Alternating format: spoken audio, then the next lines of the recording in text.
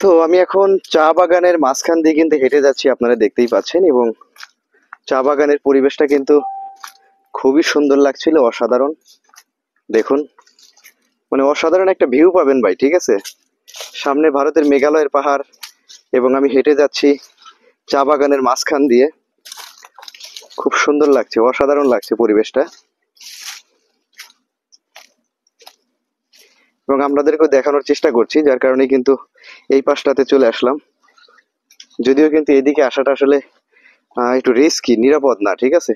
তারপরও আসলাম আপনাদেরকে। এই দেখুন কি সুন্দর ভিউ, ঠিক আছে। মানে চা বাগান যে এত সুন্দর, এখানে না আসলে বুঝতে পারতাম না।